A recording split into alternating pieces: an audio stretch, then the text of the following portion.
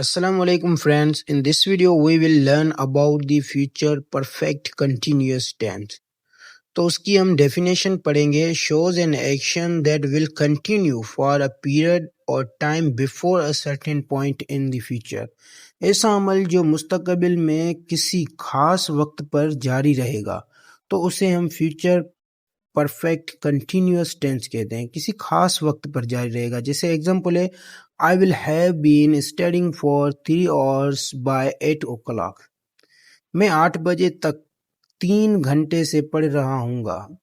She will have been cooking food for 2 hours when we arrive.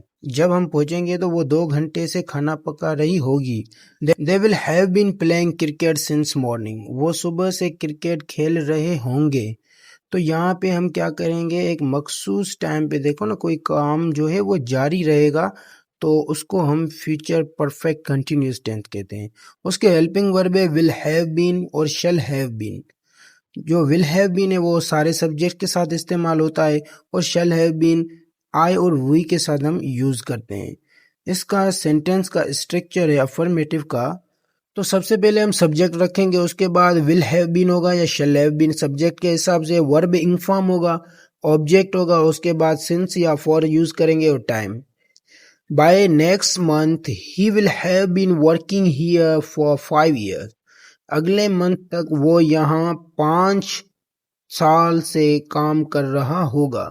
यहाँ पे हम एक तो टाइम का पीरियड बता रहे हैं और दूसरा ये बता रहे हैं एक काम जारी होगा फ्यूचर में. ठीक है, एक स्पेसिफिक मतलब पॉइंट तक वो जारी रहेगा, एक मंथ तक. तो इसे हम फ्यूचर परफेक्ट कंटिन्यूअस टेंस कहते हैं. तो इसका नेगेटिव है, उसका स्ट्रक्चर हम कैसे बनाते हैं, सब्जेक्ट होगा विल या शल जो है उसके बाद हम नॉट लगाते हैं. हैव बीन अपनी जगह होगा.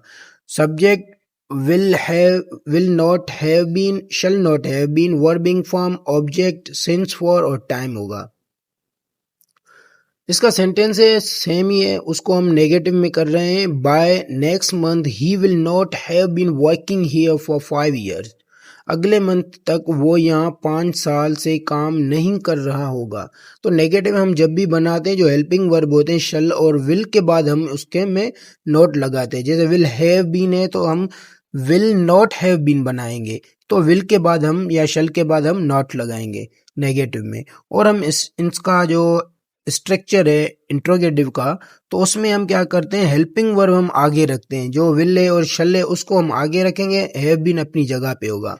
मतलब जब भी हम इंट्रोगेटिव बनाएंगे तो विल और शल को आगे रखेंगे, उसके बाद सब्जेक्ट होगा, हैव बीन होगा, वर्ब फॉर्म होगा, ऑब्जेक्ट, सिंस, फॉर और टाइम, ये इंट्रोगेटिव में. और उसका सेंटेंस है by next month will he have been working here for 5 years.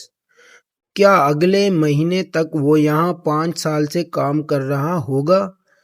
ठीक है, इसके हम ऐसे ही इंट्रोगेटिव बनाते हैं. लेकिन ये जो फ्यूचर परफेक्ट कंटिन्यूअस टेंस है ये काफ़ी कम इस्तेमाल किया जाता है. उम्मीद करता हूँ ये वीडियो आपको अच्छी लगी होगी. Thanks for watching. Don't forget to like and share the video.